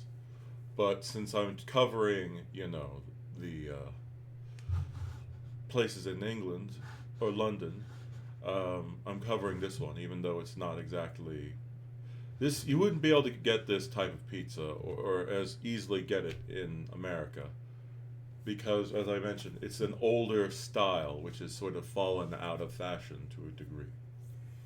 But either way, This pizza is chicken tenders and blue cheese. I don't know whether I've ever seen it more triggered. Wait, do you not have chicken on pizza? No. Ever? Don't Sometimes. play with me. Shredded chicken. Don't play with me. I'm not a dog. Like, Which one should we start with? Chicago deep dish pizza. Oh, you got it. Oh my gosh. Wow. I mean, look at that cheese pull. Oh my god. Looks Wow. absolutely incredible. When I was looking for can we find deep dish pizza in the UK, this place, it seems like easily the most legit. But it looks very different, and apparently that's because they use one of the original 80-year-old recipes Oh, I see. of making Chicago. fun fact about Chicago deep dish pizza. There are several restaurants which consider themselves to be the originator, like Pizzerina Uno, Duo, and then, the Lou Malnati family. But the thing is, the person who made modern deep dish pizza in America was a black woman who worked at all three restaurants. So basically, when people would say like, "Oh my God, this is the best pizza in Chicago," it's because this person was working there at the time. And it's not like she would, stop working at one or to work at the other. She literally would work some days at one pizzeria and then work on other days at the another competing one. And I just find that funny. And basically, she just moved from place to place, and each time she moved to a new place, people were like, "Oh my God, it's the best pizza in Chicago." And it's like, what are they doing? It's the same black lady who worked at all the other best, quote unquote, best places. She's just moving around. But, most of the time when they talk about this, it's like, listen to this white guy. I forgot. The thing that annoys me is I can't remember this woman's name. But yeah, she did. And, people asked her, like, why is it that you everywhere you go, you make supposedly the best deep dish pizza. Why is it that, you don't start your own restaurant? And I think for her, she was just like, I don't want to do the hassle of it. Because, she liked making the pizza. She didn't want to have to run a business. Which, well, a bunch of people are of the opinion of if you do well enough in a kitchen, you should run your own business. But, not everyone wants to do that. And it's not always the best thing. Just because you're really good at something doesn't mean that you'll do better in a different thing. Deep dish pizza, and that makes the crust a little bit thicker like this. So, do you eat it with your hands? When we were in Chicago, you definitely ate it with your knife and fork, right? Well, yeah, No but pizza in Chicago. Would you never eat knife and fork with pizza? Never. Okay. It's a blasphemy. Well, this does look incredible.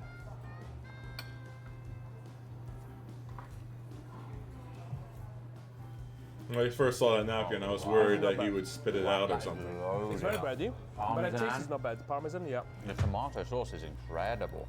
Whatever is in that tomato sauce is unbelievably good. Oh my gosh, that's good. What do you think? What do you think? It's a pie. It's not okay. Okay, look, if we took away the word pizza, would you like this? How would you do it biannually? Biannually, so twice a year. Yeah. That's more than your birthday. I don't know why. Did you just learn that word? So, every day I try to learn new words. Okay. And today's word is biannual. Okay. I had to Very use good. it. I had to use it. Carbonara pizza next. Wow, look at this. This looks loaded. Oh This. my gosh, look This at is that. probably not American carbonara. style Yes. carbonara as opposed to traditional. No. I'm sorry, but what we ate in Italy was It was carbonara decent. pizza. Look at that. You see the creamy carbonara sauce. Carbonara is without cream. Yeah. I don't know how many times I'm going to tell you that. Okay. In Italy, the carbonara pizza had no cream. Now, you've been complaining that this isn't pizza, Of course right? not. But recently they discovered on a mural in Pompeii the earliest depiction of a pizza, something like 200 years BC. Okay. Right? Okay. It looks almost exactly like I don't that. believe that. I promise you. Probably because it was burned. What? It That's a does joke, look right? very similar.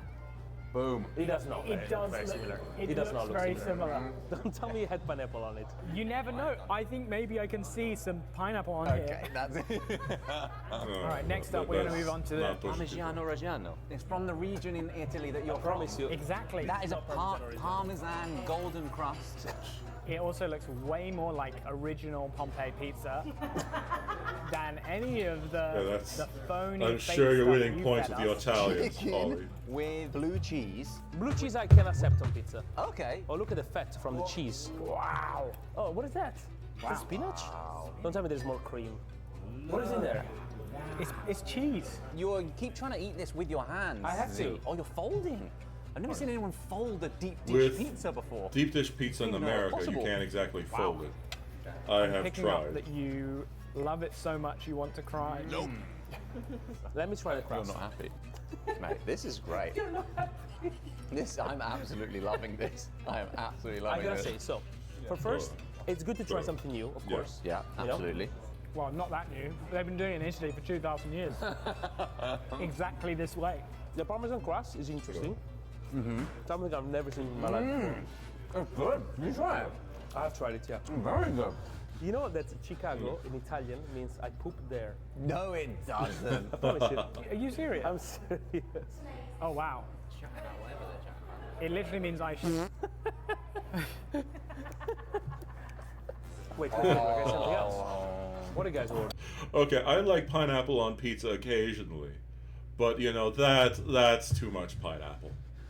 Like, I like it when there's a proper balance of it, but that looks like there might be too much pineapple on that pizza. Also, another fun fact. I've brought this up, I think, before, but I'll say it again. What people don't realize is that tomatoes are not indigenous to Italy. So they only started putting tomatoes in their dishes after, you know, tomatoes were brought over from the New World, aka America and the Americas rather. And even then, it took a while for tomatoes to be used or to be accepted as a ingredient, because tomatoes are related to nightshade wolf's bane.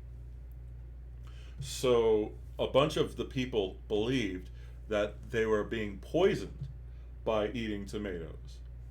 And the weird thing is, they were sort of true or correct, because at the time, what was in fashion was to use this type of silverware or plates which were made of pewter. Pewter is a material that is, for the most part, safe to eat off of. However, if you're eating something acidic, like say tomatoes or something with tomatoes in it, the small amounts of acid in the food will leach toxic chemicals out of the pewter. So by eating tomatoes on these pewter plates, the nobility began to poison themselves. But, you know, until they figured out why they were getting poisoned, and for a long time people would just refuse to eat it. Which is kind of funny considering, you know, how much tomato is in, or how prevalent tomato is now inside of like Italian cooking. It's just sort of a crazy little detail. But either way. Okay, I have to confess. I saw Hawaiian pizza on the sit-down. Hawaiian is my personal favorite. I know, controversial on the internet. Yeah. I'm canceling your number. I'm gonna. on my phone. Would you take apples and cheese and put them together? Depends. Yes, apples and cheese is a very popular combination. Maybe in like a salad, yeah. Okay, pear and cheese? Maybe, yeah. There is actually a pear pizza. It's a California style, or was California style. Like, you slice the pears ultra thin, and then you put it on the pizza, and it's not bad. I mean, it's like ultra thinly sliced, and it kind of makes it look pretty, but yeah. Definitely. Watermelon and cheese.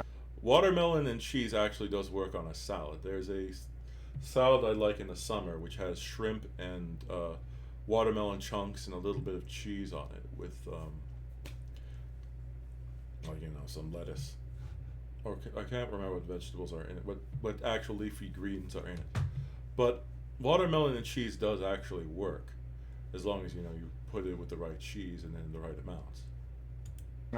Pineapple and cheese. Yes. Think about it. I mean, Andre, you set that up like it was some elaborate trap, but in the end, you're just naming ingredients of Hawaiian pizza. When you're born in Italy as a kid, in your birth certificate, you have to sign saying, I will never put pineapple on pizza. That is not. That is just completely made insane, up. right? It's almost unbelievable. All right, let's. Are we really eating that? Yeah. I thought it was for show. I am most excited about this one. No, cut along the lines. sorry. There are already lines there. Absolute wild, man. Cheers, guys. Cheers. To deep dish pizza. I don't know.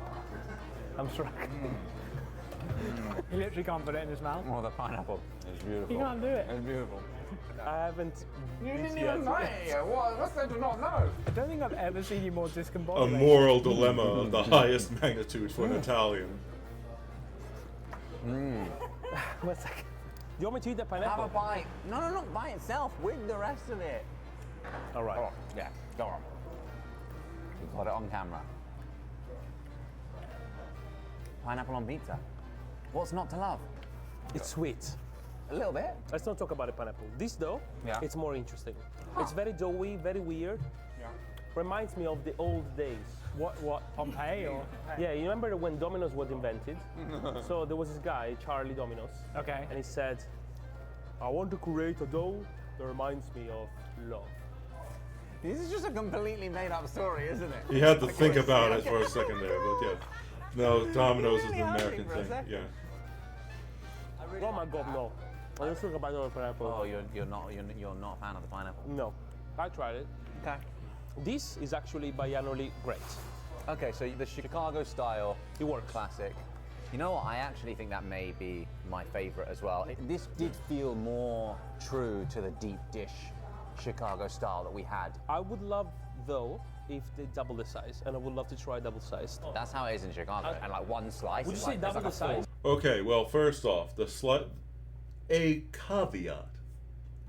The pizza they're showing on screen right now, is technically not regular deep dish pizza. This is stuffed pizza, if I remember correctly. Where this is literally a pizza pie, where, you know, the bottom part of it is like a deep dish, but after having the toppings and cheese and filling, they put another layer of dough on top, which is, as you see, that thin layer there, and then they put sauce on top of that, thus stuffed pizza. As you can see, it's not exactly a hard concept, but yeah, stuffed pizza is different than deep dish, although from the top they look the same. The main thing is this literal second layer of dough. meal. Yeah, easily double the size. Easily. Wow, I've never ate that in my life. Yeah. Oh, yeah. Oh, yeah. We need to go to Chicago with you. I've been to Chicago. I didn't have the pizza. You know, Chicago is the global home of pizza. As I mentioned, if you go to Chicago to try deep dish pizza, Lou Malnati's is good. Pequod's is supposed to be better, but Pequod's is outside of Chicago proper. And then on top of that, what is considered to be the true pizza that Chicagoans eat is tavern style pizza, which is a thin, like cracker like crust pizza, and it's cut into a bunch of little squares. Hello, how are you? I am being a weirdo talking about food. I hope you're doing well. I'm going to have to leave soon. I'm just being a nerd about food and showing stuff because a lot of my people who view me are from the UK, so I'm just showing different things from the UK. I'm alright. I'm tired. I'm going to basically have to leave to work in like a bit. Yeah. As you can tell by my American drawl, I am from the States. But the last time I did a video talking about food, I realized, since most of my viewers are from the UK, that going like, hey, look at all this amazing food I can get here for cheap. So, you know, I was like, oh, I might as well cover, you know, places I've seen that are in the UK or London that you can get American style stuff.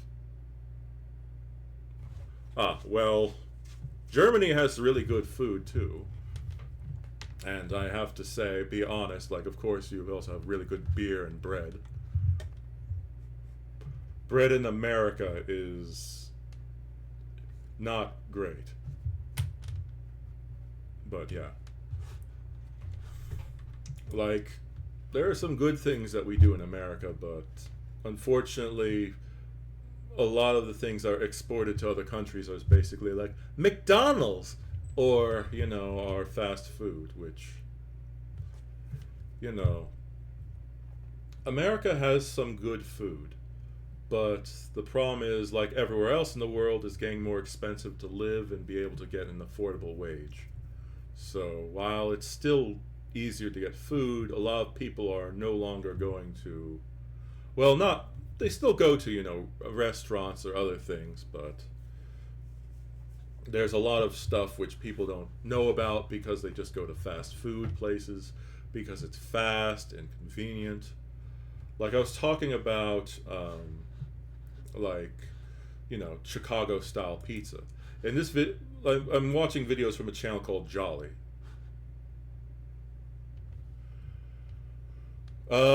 Well, I can speak about Americans, or at least Americans I know, because, you know, the problem with making generalizations about America as a whole is we're so big.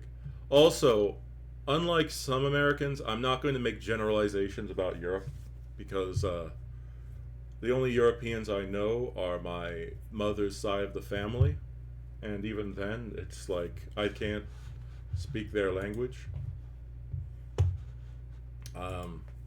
So, you know, I'm not going to act like I'm ignorant of what's happening in Europe for the most part, but at the same thing, a lot of people are ignorant about what's going on in America. All they know are a few things that are major things, like, you know, the Trump incident, and other things, but there's a lot more that goes on here, and and things are a lot more complicated, but I don't want to really make this political. People who watch this don't want to talk about depressing things. It's more fun to talk about food and, you know, stuff like that than dread and uncertainty and stuff like that. But, yeah. And also I bring up weird nerdy details. Like, one thing that's hard for people to imagine, I guess, is that tomatoes are, relatively speaking, a very recent thing in Italian cooking. Because tomatoes are from the New World, or like America. And, you know, you wouldn't expect that with, you know, how ubiquitous it is in, like, Italian cooking, right?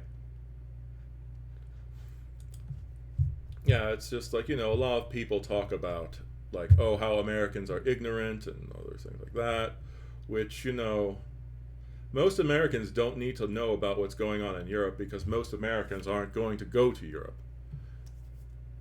America is huge. So, like, you know, in Europe, how you can talk about, like, oh, I'm going to stop by this other country and go to this other country, is how we talk about states. Like, you know, in some states you can spend hours driving and you're still in the same state. Which, you know, in some European countries, if you spent hours driving, you've probably gone through a country or two. And just a lot of the problems that are happening in America are happening all around the world. It's just always more fun, or more, it's always better to deflect for a lot of people. So, you know, the conservatives grabbing power, and basically, you know, just a number of things are sort of distressing that are occurring in America are happening in Europe too, but it's just, yeah. Yeah, it's just sort of like, you know, if you don't know the state next to you or the country next to you, then that's sort of sad in Europe. But, you know, if I tell you, what's the capital of my home state of Maryland, most Europeans are going to say, what the hell is Maryland? Is that next to New York or Texas or California?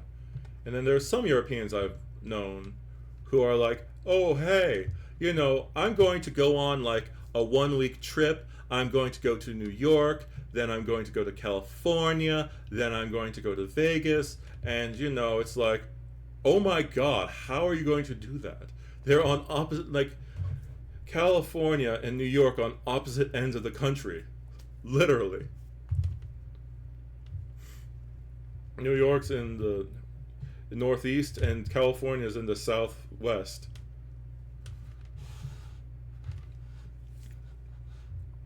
Yeah. And it's sort of true of states too, like in the United States.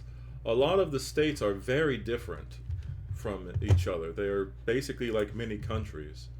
Now, don't get me wrong. There are certain states which are very similar to each other. But it's just, you know, like anywhere. There are good people and there are bad people. And a lot of times, news agencies like covering the most ignorant people who are very loud and outspoken and don't want to talk to, you know, the regular person. Who's going to get you more views when you're recording something? The reasonable, if not quiet guy who's, you know, just going to talk about his job, or the guy who doesn't know what they're talking about and screaming obscenities and weird, like, theories? Also, one thing I sort of regret is how people no longer are really able to talk to each other anymore. Like, when I was younger, people could at least treat each other with some level of respect. But now it's just like, you disagree with me, you suck! You are a monster!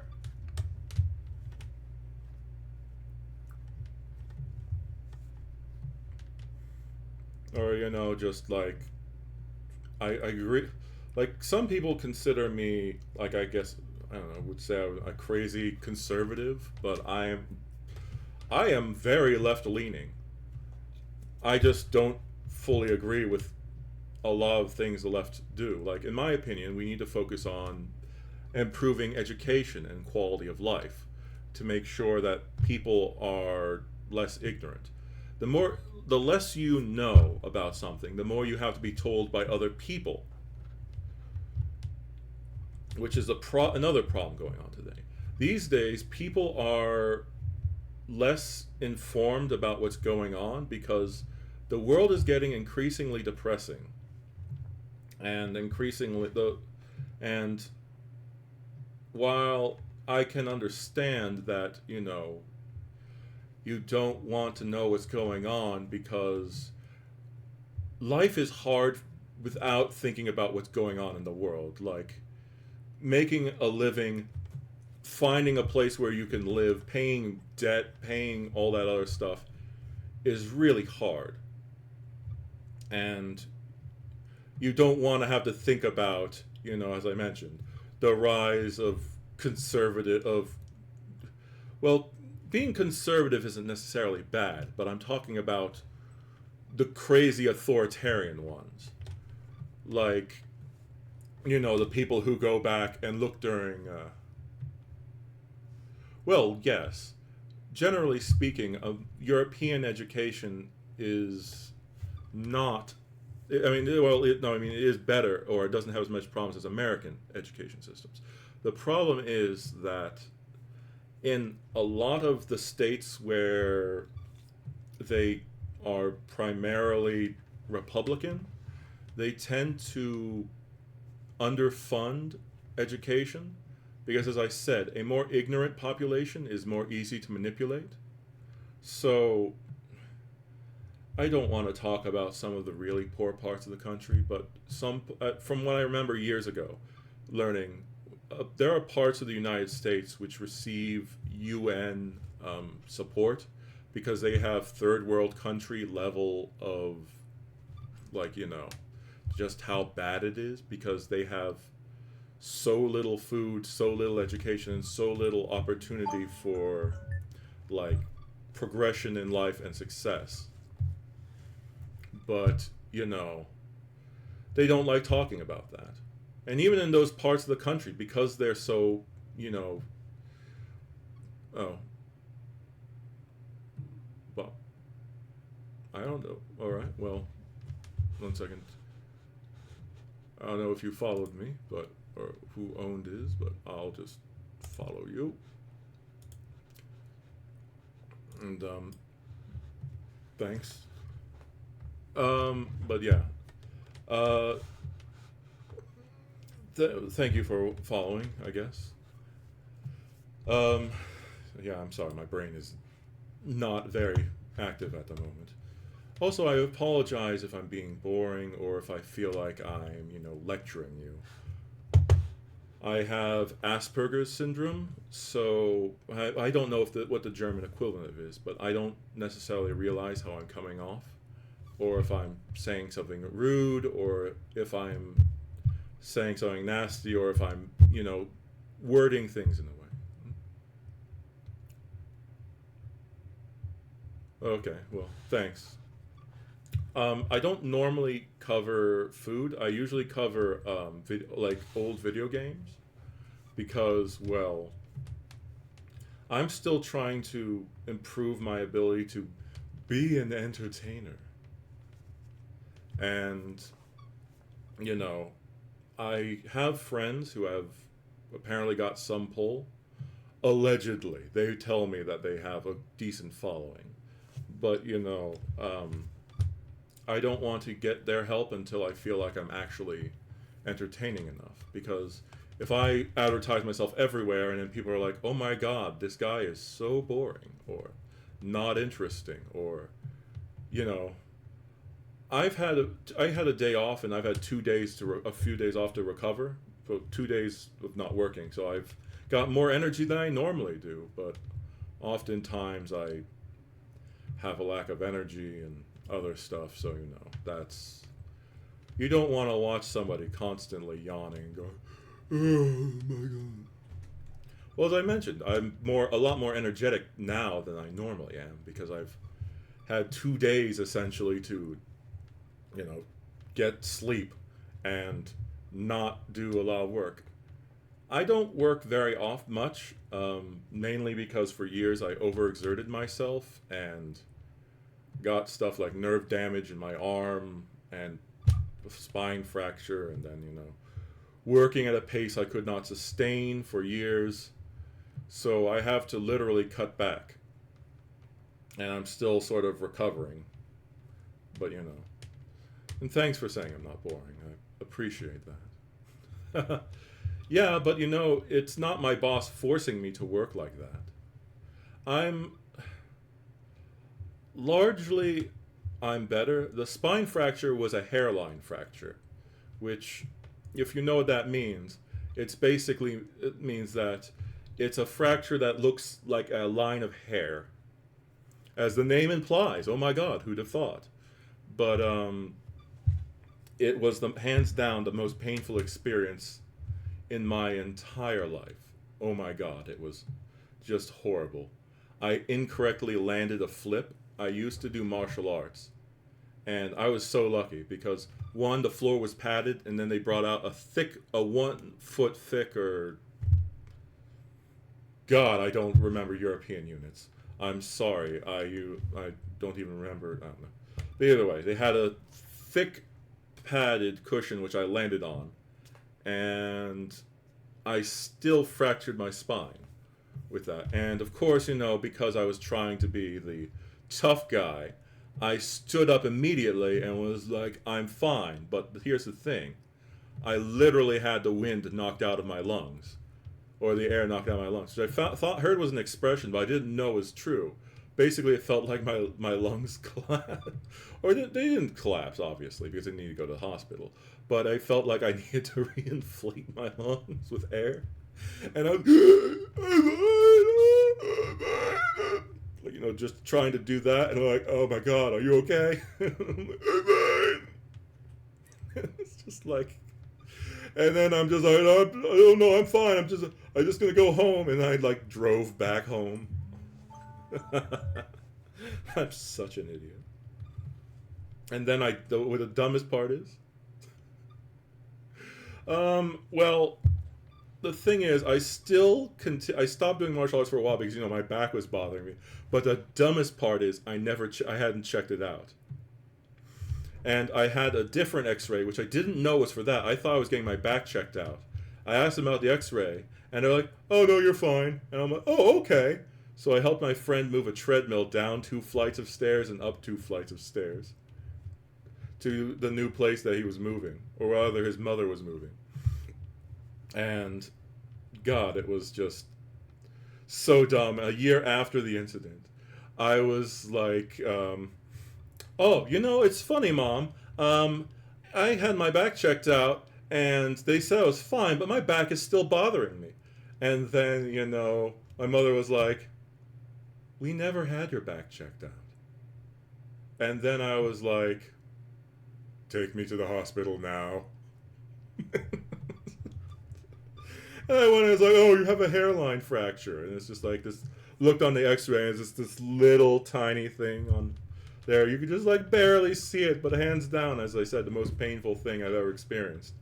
And as somebody who was used to be a big guy, well, I mean, I'm 6 foot.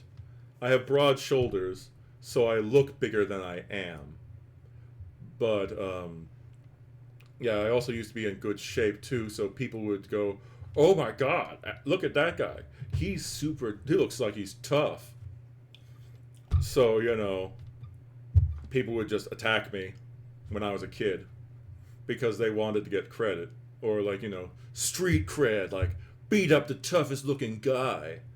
So, or, you know, attack him and then try to get a reaction out of him. So having people hit, like I've been kicked in the groin with like steel-tipped boots. I've had someone hit me there with a metal baseball bat.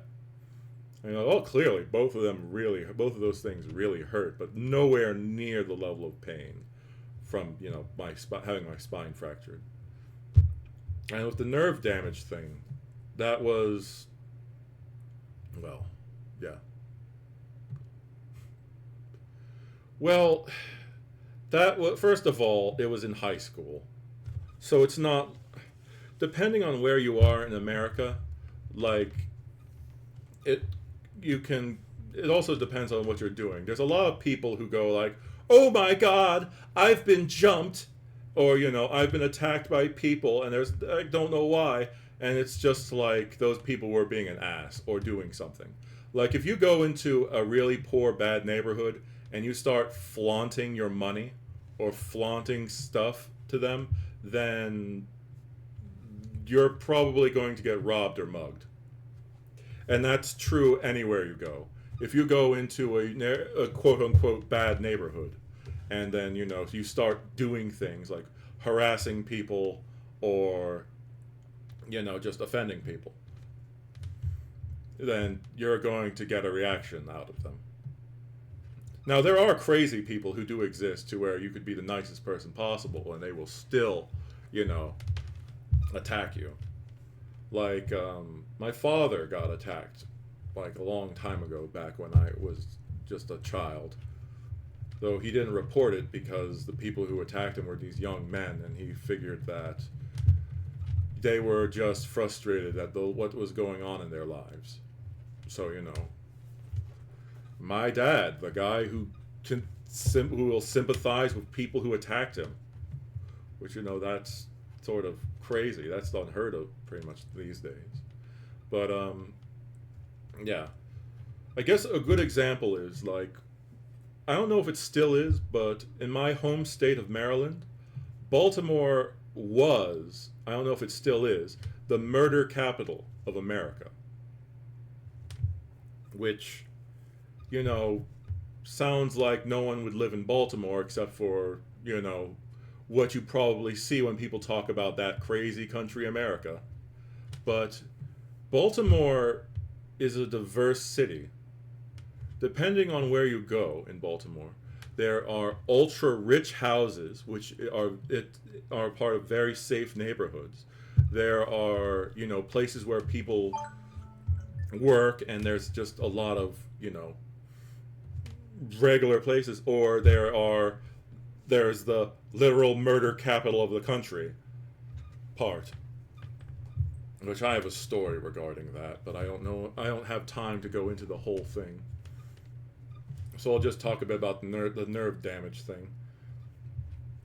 I am technically a mutant, which that statement is going to make people go like, oh my God, you think you're an X-Men? Like, no, I mean like the literal term. Like, I have an extra muscle in both of my arms, which most people do not have. However, you know, rather than being something like, oh my God, that's a cool thing, you know, it's more just, it means I'm more prone to get nerve damage in my arms. My case is weird because usually when you get the nerve damage as a result of that, it occurs in both arms. But for me, it only happened in my left. So what basically happened is there's a nerve that runs from my elbow to my finger, my pinky finger, and basically from my constant moving and I guess the movement of the muscle, it pushed that nerve underneath a bone. So essentially that bone pinched and pressed down on it. And it got stuck there for a while. So I lost sensation in my finger, but it turns out it was in the whole nerve. So when I said I had limited sensation in my hand and things would fall out of my hand, I went to a doctor and it's just like, oh, it might be the nerve. And then he ran his hand down the whole line where the nerve was, and I couldn't feel anything. So I had surgery to move it, or to fix it. And the stupid thing is, which is welcome to the American healthcare system, they tested my strength afterwards, and they're like, wow, you have more grip strength than a Navy SEAL that we had, which first of all, I don't believe that. There are plenty of people who might say shit like, I'm a Navy SEAL, and they're just like, you know, a grunt. But I doubt I have the grip strength of a Navy SEAL, or even then had that. But the guy was like, you're so strong, you don't need physical therapy. And because I heard this from an expert, or a supposed expert, I didn't have physical therapy for my arm. Then on top of that, I work really hard at my job and do a really good job. So my boss is like, oh, we can't handle it. I was supposed to come back to work after like maybe 2 months, if I remember correctly. And then, you know, start working carefully. But my boss was like, oh, I need you immediately after less than a week. And then, you know, he sort of guilt-tripped me into coming back early. And then I tried working at the pace the doctor recommended. And they were like, why are you working like this? If you're going to be here, you need to be working faster. So in less than a month, I ended up resuming the way I was working prior to getting nerve damage. And I've lost some flexibility in my hand also from not doing, like, you know, proper physical therapy. I used to cut paper snowflakes and do a lot of stuff, but as I said, I've lost some dexterity in my left hand, which, you know, that's sort of sad. I used to enjoy making paper snowflakes, which is actually, sadly enough, that was something I was going to potentially do because a lot of people really enjoyed the stuff I'd make. I'd make like video game snowflakes, like I would cut out using scissors and knives. I was able to cut patterns, names, words, and various game symbols and things like that into each snowflake. And, you know, I figured I could potentially do something with that, but no longer can do that. Plus, was supposed to have started, you know, doing this streaming thing years ago, but from how tired I got from working, I basically, you know, couldn't do it. And years ago when I had started streaming, a bunch of stuff happened. I don't know. Stuff happens. I really need to go now. Oh my God, I'm sorry about being a whoobie. Going like, oh, woe is me. Even though I've had a few bad things happen in my life, largely I have a place to live. My parents are willing to help me, and things are good. So don't sympathize with me. I've had a few bad things happen, but I'm still in a better case and better situation than most people in life. So, you know, just, yeah. I'm not working all that much, but the problem is with since it's summer, I work at a bakery, so I can't work slowly. Since, you know, the dough I work on gets warm really fast. I need to go. I don't work very many hours, but in the few hours I do work, I work very fast and very hard. I'm sorry. Nope, almost knocking over a bunch of stuff. I need to go. Really badly. Alright, so thank you. You too. Bombi too. I'm sorry if I butchered the name. Thanks so much for coming. I really appreciate it. Have a great day, and I'll try to stream later. Alright, bye.